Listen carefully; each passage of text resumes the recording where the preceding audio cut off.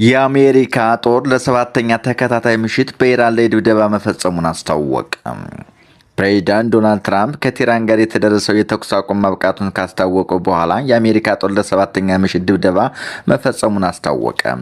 የአሜሪካ ማዕከላዊ ሴንትኮም በኤክስ ገጹ ላይ ባጋራው መግለጫ ጦሩ የቅኝት ጣቢያዎችን፣ የወታደራዊ ሎጂስቲክ መሰረተ ልማቶችን፣ ከምድር በታች የሚገኙ የጦር መሳሪያ ማከማቾችና የባህር ኃይል አቅሟ ላይ ድብደባ መፈጸሙን አስታውቋል። ኢራን በኦማን፣ ኩዌት፣ ባህሬን እና ሶሪያ ውስጥ የሚገኙ የአሜሪካ ጦር ሰፈሮችን መምታቷን አስታወቀች። ዩጋንዳ መኪና ተገልብጠው 20 ተማሪዎች ከሞቱ በኋላ ትምህርት ጉዞዋን አገደች። የዩጋንዳ መንግስት ሐሙስ ዕለት በትምህርታዊ ጉዞ ላይ የነበሩ ተማሪዎች ጭና የነበረ መኪና ተገልብጣ 20 ተማሪዎችና አንድ አዋቂ ሰው ከሞቱ በኋላ ማንኛውንም ትምህርታዊ ጉዞ አገደም። በምስራቃዊ ዩጋንዳ ካፕችሯ በደረሰው አደጋ የትምህርት ቤቱን ሰራተኞች ጨምሮ በርካቶች መጎዳታቸው ተገልጿል። የመጀመሪያ ደረጃ የምርመራ ውጤት እንደሚያሳየው መኪናውን ከአሽከርካሪ ቁጥጥር ውጭ ከመሆኑ በፊት የሜካኒካል ችግር አጋጥሞት ነበረ። አደጋው የደረሰበት ሴክዊት የተባለው ኮረብታ በርካታ መኪና አደጋ የሚደርስበት እንደሆነ የአካባቢው ባለስልጣናት ተናግረዋል። የአሜሪካ ጦር ለ7 ተከታታይ ምሽት በኢራን ላይ ድብደባ መፈጸሙን አስታውቋል። ቴህራን የአሜሪካ የሰላማዊ ዜጎች መጠቀሚያ የሆኑ መሰረተ ልማቶች ላይ ጥቃት አድርሳለች ስትል ከሳለች። በአሜሪካና ኢራን መካከል የሚካሄደው የሰላም ድርድር ከተቋረጠ ወዲህ በአሜሪካ ጦር በቅርቡ በፈጸመው የአየር ጥቃት የሲቪል መሰረተ ልማቶችን እየደበደቡ ነው ስትል ቴህራን ከሰሰች። የመንግስት ሚዲያዎችና የአካባቢ ባለስልጣናት ድልድዮች፣ የባቡር ጣቢያና የአየር ማረፊያ መመታታቸውን ተናግረዋል። ቢቢሲ ቬሪፋይ በሆርሙዝ ጋዛ በሚገኝ ድልድይ ላይ ጥቃት መፈጸሙን አረጋግጧል። የአሜሪካ እዝ ሴንታኮም የኢላማዎችን ዝርዝር ባይገልጽም ጥቃቶቹ የኢራን ወታደራዊ አቅም የበለጠ ለማዳከም የታለሙ ናቸውም ተብለዋል።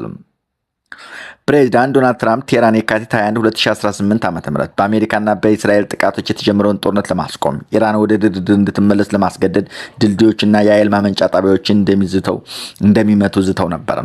ኢራን የአሜሪካ ጦር ጥቃትን ተከትሎ በባህረ ሰላጤ ውስጥ በሚገኙ ዩኤስ ጦር ሰፈሮችና አጋሮች ላይ የበቀል እርምጃ እንድትወስድ አድርጓታል። አሜሪካ ለ6 ተከታታይ ምሽቶች በኢራን ኢላማዎች ላይ የአየር ድብደባ ስትፈጽም ቆይታለች። የኢራን መንግስት ሚዲያዎችና የአካባቢው ባለስልጣናት ሐሙስ ከምሽቱ ላይ በደቡብ ምስራቅ ኢራን የሚገኘውን ኢራን ባህር አውሮፕላን ማረፊያ፣ የባቡር ጣቢያና በሆርሙዝ ግዛት የሚገኙ 6 ድልድዮች ጥቃት እንደደረሰባቸው ዘግበዋል። ፊፋ ለዓለም ዋንጫ አሸናፊዎች ቀለበት ሊሸልም ነው። ትራምፕ የፍጻሜውን ውድድር ይታደማሉ። ፊፋ እሁድ ዕለት በአርጀንቲናና በስፔን መካከል በሚካሄደው የፍጻሜ ጨዋታ አሸናፊ ለሚሆነው ቡድን የዓለም ዋንጫ ቀለበቶች እንደሚሸልም ሲገልጽ፣ ዶናልድ ትራምፕ ግጥሚያውን ይታደማሉ ተባለ። ለአሸናፊ ተጋጣሚዎች ቀለበቶችን መሸለም በአሜሪካ ስፖርት ውስጥ የተለመደ ባህል ነው። የዓለም ዋንጫ አሸናፊ ለሚሆኑ ቡድን 30 ቀለበቶች የሚቀርቡ ሲሆን በተጨማሪ 1996 ቀለበቶች ለደጋፊዎች ይሸጣሉ። በእያንዳንዱ ቀለበት ላይ አነስተኛ የዓለም ዋንጫ ላይ ጽሑፍ ተቀርጾበታል። ዋንጫውን ለአሸናፊ ቡድን የሚያበረክቱት ፕሬዚዳንት ትራምፕ እስካሁን ድረስ ከ102 የዓለም ዋንጫ ተጫዋቾች መካከል በአንዱም ላይ አልተገኙም። አሜሪካ በቤልጅየም ተረታ ከመሰናበቷ በፊት ያደረገች ጨዋታዎች ቢሆንም አልተከታተሉም። በካናዳ የተከሰተውን ስደድ እሳት ተከትሎ በኒውዮርክ የሚኖረው አየር ሊበከል እንደሚችል ማስጠንቀቂያ ተሰጥቷል። የዩኬ ፖሊስ ለኢራን ደህንነት መስሪያ ቤት ድጋፍ አድርጓል ያለውን ግለሰብ ከሰሰ።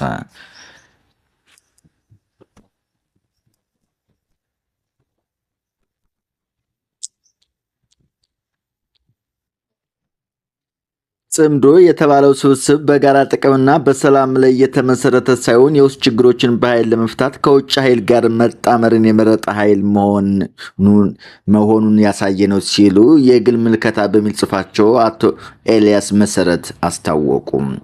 ጋዜጠኛ ኤልያስ መሰረት እንደተናገሩት ይህ አካሄድ ደግሞ ታሪካዊ ስህተትና የህዝብ ልቂት ምንጭ መሆኑ የማይቀር ነው ብለዋል። የውስጥ የፖለቲካ ልዩነቶችንና ቅራኔዎችን በውይይት በእርቅና በሰላማዊ መንገድ በአገር ውስጥ ከመፍታት ይልቅ የውጭ ኃይልና ጦርን ጋሻ ጋብዞ የገዛ ወገን ለማስጨፍለቅ ማሰብ እኩይ ተግባር ነው ብለዋል። ቀደም ሲል የኢትዮጵያ መንግስት ከኤርትራ ጋር በመጣመር በራሳችን ህዝብ ላይ ያደረሰውን ሰብአዊ ቀውስና ስቃይ ስንተቸው የነበረው ለዚህ ነው። ምክንያቱም እንዲህ ያሉ አሰላለፎች የህዝብን ህልውና የሚያጠፉ፣ ሀገርን ለባዕድ ጣልቃ ገብነት አሳልፈው የሚሰጡ ጠባሳዎችን ለትውልድ የሚያሻግሩ ናቸው ብለዋል። በመሆኑም አሁንም ሆነ ወደፊት ማንኛውም አካል በየትኛውም ስም ጽምዶ የሚል ስብስብ ፈጥሮ የህዝብን ስቃይና መከራ የሚያበዛ ከሆነ በምንም አይነት መመዘኛ ተቀባይነት ሊኖረው አይችልም ብለዋል። የፖለቲካ ትርፍ ለማግኘት ሲባል የሰላም ሰዎችን ህይወት መገበሪያ ማድረግና ሀገርን ማፈራረስ የታሪክ ተጠያቂነትን ያስከትላልም ብለዋል። እውነተኛ መፍትሄ ሊመጣ የሚችለው ከውጭ ኃይላት በሚገኝ የጦር ድጋፍ ሳይሆን በሀገር ውስጥ ኃይሎች መካከል በሚደረግ እውነተኛና ሁሉን አቀፍ ውይይት ብቻ እንደሆነ በጽኑ አምናለሁ። ሰላም የሚገነባው በጠመንጃ አፈሙዝ ሳይሆን በሰላማዊ ድርድር ነው ሲሉም አክለዋል።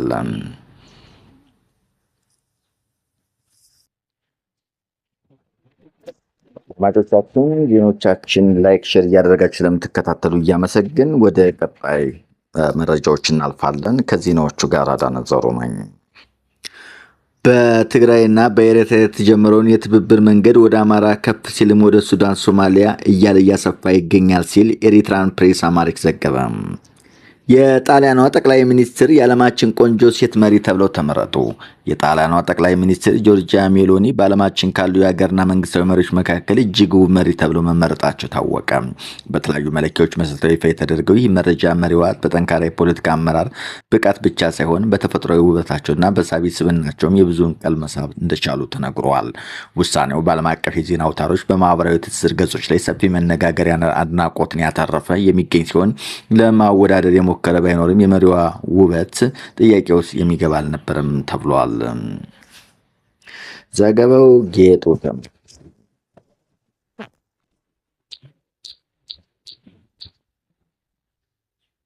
ከአሁኑ አጀንዳ ካምፕ መሰረቅ ተጀምሯል ሲል ጌታቸው ሽፈራው ገለጸ። የተሳታፊዎችን ካርድ ህገወጦች ወስደውታል ተብሏል። መቼም ህገወጥ የተባሉት አካላት ካርዱ ገንዘብ ሊያወጡበት አይወስዱትም። የተደራጀ ኃይል ነው ወይም ሌባ ነው።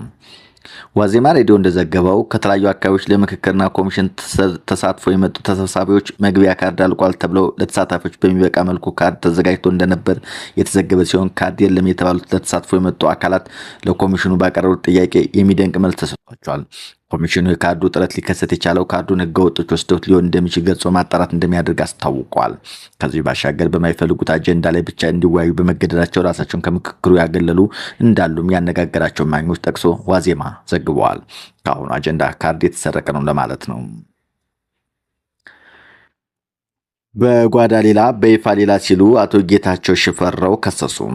ኦህዴድ ብልጽግና በምክክር ኮሚሽኑ ጉዳይ በርካታ አቋሞችን ይዟል። ብዙዎቹ ደግሞ በጓዳ የተያዘባቸው አቋምና በይፋ ለህዝብ የሚነገረው እጅግ የተለያየ ነው። ለአብነት ያህል በክልሎችና በህገ መንግስት ጉዳይ ላይ ለህዝብ የሚነጋገሩና በውስጥ አቋም የተያዙበት የተለያየ ነው። የሚጠናከር እንጂ የሚፈርስ ክልል የለም፣ የሚጨመር እንጂ የሚቀነስ አንቀጽም የለም ብለዋል። አቋም ይዘዋል ይለናል። ይህ ከላይ የቀረበው ሐሳብ በጊዜ የለን መንፈስ እየሮጠ ያሉት የኦህዴድ ብልጽግና ሰዎች አቋም ነው። ይህን አቋማቸውን ለሌሎች የብልጽግና ቅርንጫፍ ጽሕፈት ቤት አባላት ጭምር ግልጽ አድርገውላቸዋል። አንዳንድ ቅን ወገኖች የክልል አደረጃጀት የሚሻሻል ይመስላቸዋል። አንዳንዶች እርግጠኛ ሆነው ሲናገሩና ሲጽፉም ይስተዋላል። ይህ የማይሆን ከንቱ ምኞት መሆኑን የኦህዴድ ብልጽግና ሰዎች ግልጽ አድርገዋል። የሚጠናከር እንጂ የሚፈርስ ክልል የለም ብለዋል። እቅጩን ተናግረዋል። እርማችሁን አውጡ ማለታቸው ነው። አሊያም ልዩ ኃይሉ ላይ እንዳደረጉት አማራ ክልል እንደ ቤተ ሙከራ አድርገው ሊሞክሩ ይችላሉ። ኦሮሚያ ላይ እንደሚያደርጉት ከተናገሩ ቆይተዋል። ትናንት ሽመልስ አብዲሳ ደግሞ ተናግሮታል። አንዳንዶቹ እንደ አንቀጽ 39 ያሉ ህገ መንግስቱ አንቀጾች የሚቀየሩ ይመስላቸውም አሉ። ኦህዴድ ብልጽግኖች ግን የሚጨመር እንጂ የሚቀነስ አንቀጽ የለም ብለው እቅጩን ተናግረዋል። ለዚህ ነው ምክክር የሚባለው ሂደት የሀገርን ተንከባላይ ችግሮች ቀርፎ ወደፊት የሚያሻግር ሳይሆን በፈተና ላይ ፈተና የሚደራረብ በችግር ላይ ሌሎች ችግሮችን የሚያከማች ከመሆን አልፍም የምንለው ሲል ጌታቸው ሽፈራው በገጹ ተናግሯል። ዜናዎቻችን እነዚህ ነበሩ። ክቡራትና ክቡራን ለነበረን ቆይታ እናመሰግናለን። ላይክ ሼር እያደረጋችሁ ስለምትተባበሩን እናመሰግናለን።